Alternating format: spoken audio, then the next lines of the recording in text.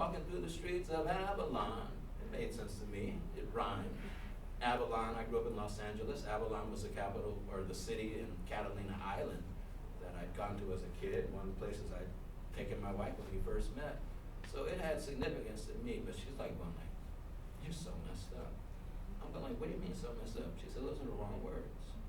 I'm like, well, but those are my words. She said, those are the wrong words. I said, well, what are the right words? She says, rocket man, burning out your fuel up there alone. She said, it's about a heroin addict. I'm like, well, oh, that made sense. And for about 3 weeks, I was rocket man, I'm burning out your fuel up. And it's like, it ain't the same song. So I went back to Rocket Man, walking through the streets of Avalon, because it means something to me.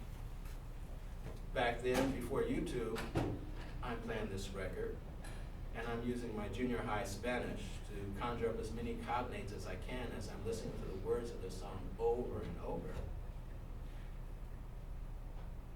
And I understand that the song is about the old kingdom of the Congo, Mbanza Congo, that Ricardo is paying a tribute to his ancestors. And he gets to the end of the song, and then he starts saying a prayer. And at the time, I didn't know what he said. I'm just listening to it over and over again. And I'm piecing together this meaning, and I'm hoping it's right. All I knew that whenever he got to this time in the song, I get like I get now, very clipped, I get teary-eyed. And I had to play through the tears, assuming that my meaning was the meaning that he was intending to give it. Swear to God, I didn't pull out the words until this morning. At the end of the song, he would say this prayer, and the prayer is written here. And at the end, after he says the prayer, he started reciting names.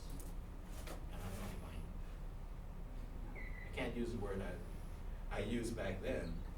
Like, he's calling out the names of his ancestors that were taken away in the slave trade. I'm like, well, damn. Well, almost cussed again. They remember us. That always blew my mind. And we were playing at a place called Joe's Pub in New York one night.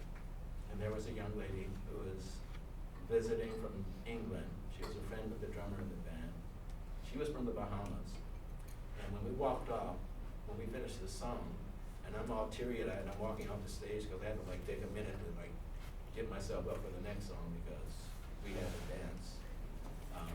I looked at her and she was crying. I'm like, oh, you know. She says, yeah. I said, you understand what they're talking about? She said, yeah.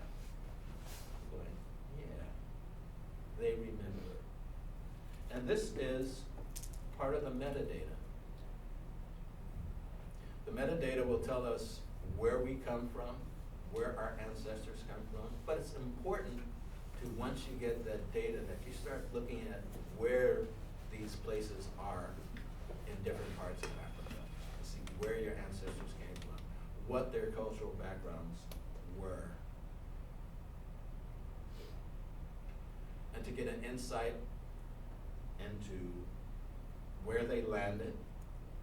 And you can get an idea about when they landed by using the Transatlantic Slave Trade Database. And if you're interested in African ancestry and you've not explored the Transatlantic Slave Trade Database and done charts of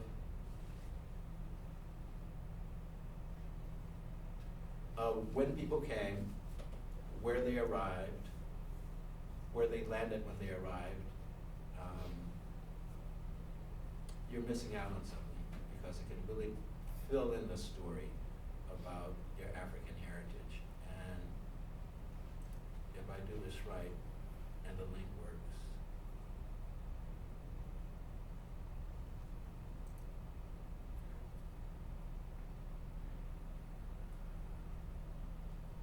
let me see if I can find out how to get this.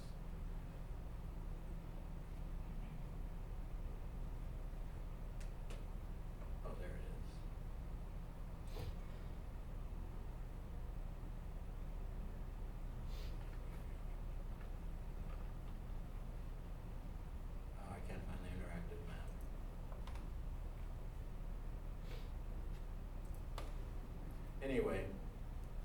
anyone is interested, I can send them this link and I can play around with it. Can't find the interactive.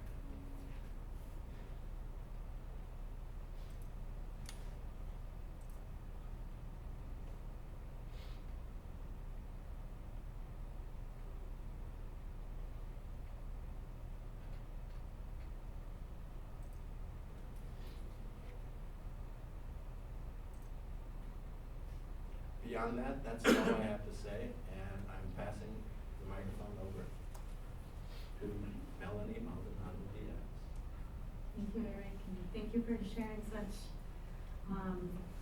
personal stories. And just gonna take this up. If you saw me on the phone, it's because I was trying to interact with our friends who are watching online. Is this gonna be stuck? Yep. Cool look, right? It's stuck on my ear. I think I put my earring on once I had it on. One of my besties here helped me out. All right, I'm just gonna go back for a second and welcome everyone.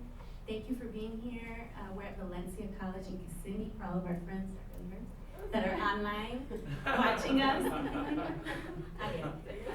It's a look. It's a COVID look. We have lots of friends. I was just kind of looking. People are in Ponce. They are in Chicago. They're watching in from New York, Caguas, Puerto Rico, all different places. We're here in Kissimmee. I see Mari in Orlando, in Tampa. We're just so grateful that you're connecting with us today. Thank you for everyone who's here in person, here at the Valencia College campus in Kissimmee. I am Melanie Maldonado, and I'm here today representing a couple of entities. One, I'm a board member of Escuela de Bomba y Plena, Tata Cepeda, and Dimas, Barbara, who are also participating today, are also part of that leadership team. And I'm also representing my own project, which is PROPA, Puerto Rican Organization for the Performing Arts. And so we're here today to talk to you about African influence. You're not helping me with my earring. Give me a second. Dimas is making me nervous. Okay, there we go. And did it hurt now?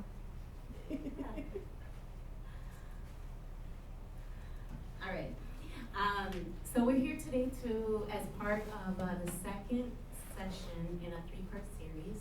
Eric and Dimas were with you a couple weeks ago when they were, was it this campus? Were you at East this campus? Campus. The East Campus. I still think I'm a newbie to Orlando, so that's in Orlando proper, correct? Yes. Okay.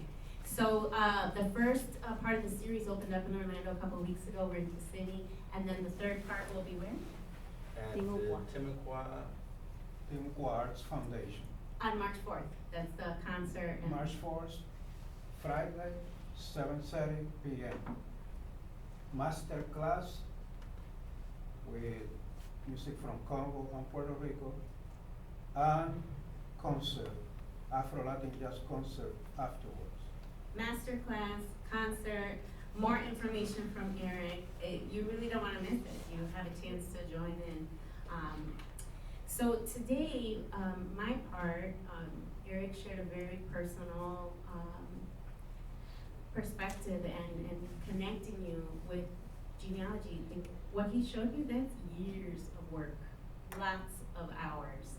And I can tell you because I also do genealogy. That started with my own family in 1997.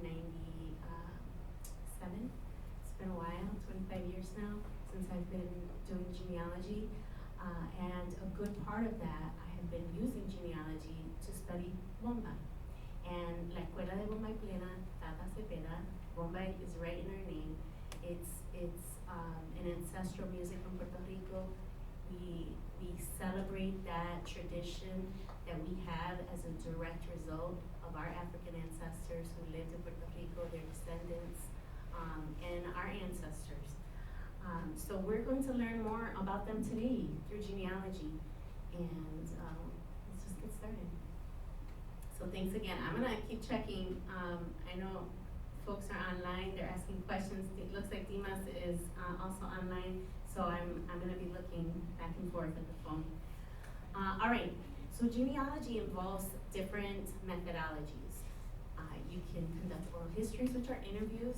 You're talking to folks, you're at a party, you're hearing a story from a grandparent, you're hearing a story from an aunt or an uncle, you're learning about your own family history by talking to people, oral history.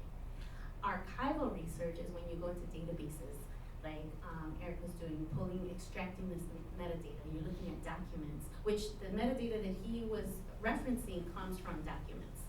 And so archival research is all about the archive. What's in the archive? What names, numbers, and other details are in the archive, our documents. And then the final, which you'll see, Eric also shared his own different iterations of the way the service that he used to test his DNA, read the DNA. And over the years, that will continue changing. So it's really important. You saw that he had a screenshot. Take screenshots. If you get a DNA test done, take screenshots, because the companies are getting better and better at analyzing the DNA, and so those percentages will continue to change. All right. There are a couple different types of DNA tests. And so we have autosomal, which is the one that most people want to know. They want to know, what is my ethnic breakdown? What is my mix of ancestors? Where do they come? Where are they from? What parts of the world are they from? And that's the one in the middle. That tests like all the ancestors in your tree and your unique combination of DNA. Now, you can have two siblings with the same parents, exact same parents, and have different results. Why? Because we are each individually unique. Every person. That's why one of us might look more like one ancestor, one of us, in terms of siblings with same parents, one of us might look a little different, one of us might have one colored hair and texture, another one might have a different colored hair and texture. We each inherit our own unique blend of ancestral DNA. One of the tests that I've been working with, and if you test with Ancestry.com, you'll get autosomal results. If you test with 23andMe, you'll get autosomal results. And then there are several other companies that have been popping up over the years. I'll reserve my opinions. 23andMe provides some extra layers, and that is that they will provide your haplogroup. What is a haplogroup? Well, then look on the left and right side of the screen. A haplogroup is the oldest DNA on your father's father's line, or your mother's mother's line. And what does that help us understand? Kind of where that direct maternal line hails from. And as we're trying to understand Bomba, I'm always trying to use these as tools to understand Bomba, to understand our African ancestors in Puerto Rico, to understand what we do in the present that might reflect back to these different ancestors. And so I've been using all of these methodologies, all of these tools, all of these ways of understanding, talking to people, looking in the archives, DNA testing folks to help me understand. Using song analysis in Bomba, like with many different African diasporic traditions, we don't have good written records. Why? Because as the adage goes, history is written by the oppressor, right? So those who enslaved our ancestors, they did not care to detail the lives of our ancestors or help us remember them and who they were and what they did and what their lives were like. So we have a very superficial understanding of their lives. And so some things kind of echo forward. And as we research more, we begin to learn more what those echoes are, or those retentions are. All right, so Escuela de Bomba y Plena Tata Cepeda is a sister school to Escuela de Bomba y Plena Doña Caridad Brenes de Cepeda. Now, you heard Tata Cepeda, right? The name of the school that's here in Kissimmee. Look for us on social media. Tata, for first of all, we have Barbara, who I mentioned, you'll see her in a little bit. Barbara Ortiz Sanchez is the daughter of Margarita Sanchez Cepeda, who was the daughter of Inocencia Cepeda Brenes. And then here we have Caridad Brenes Caballero. Now, why am I using lots of these? Because in the, what's called the Hispanophone world, or anywhere where there was Spanish colonization, those countries use two last names. And it's wonderful for genealogy, because you've got the mom's last name, you've got the dad's last name, and you can kind of begin to understand those different branches. So here you see Doña Caridad Brenes Caballero, Brenes being, in this case, her mom, and then Caballero being her dad's family. And so we and her children were Cepeda was her husband, Cepeda Brenes. A couple years ago, I've been working with the Cepeda Brenes family for well over a decade to document their genealogy, to look into their family history, to understand what it is that they bring to Bomba, and from an ancestral perspective. And so a couple years ago, we actually shared the DNA results for the haplogroup. Remember, that's the mom's mom of Doña Caridad Brenes. And that went back to, before I do that, I just want to show you another person in this family tree. You see there, we have a couple of cousins. We have Barbara, we have a few more cousins. We've got Doña Cuti, who is still alive, lives right here in Florida. There's Tata, for whom the school is named after, Barbara's children, and some of Doña Cuti's ancestors, her mother and her grandmother. And I was invited by Tata and Barbara to go and interview Doña Cuti. You can see her, she's just a tiny little thing, and she's so sweet.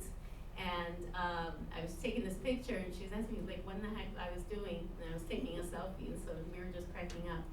But Doña Cuti, just conducting those oral histories, she helped us understand a little bit more about Bomba and their family.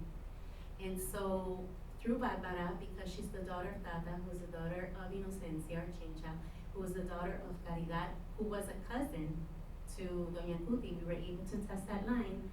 And we revealed those results on social media live a couple years ago, and that maternal line hails back to the Mende people of Sierra Leone, in right on what's called the Horn of Africa. Now, I'm starting with Doña Caridad, and I'm gonna end with Don Rafael, but the very next person is just gonna take us up, and then you're gonna see how we're gonna scoop down the coast. So here we are sharing that this family's maternal line goes back to Sierra Leone on the Horn of Africa, right there in West Africa. The next family, and this was an event actually that happened just a year ago. I've been working with different Bomba families, and you can see some of those families there. You can see Barbara again, you can see her mom, Tata, and some of the other members of the different families. And based on this haplogroup testing,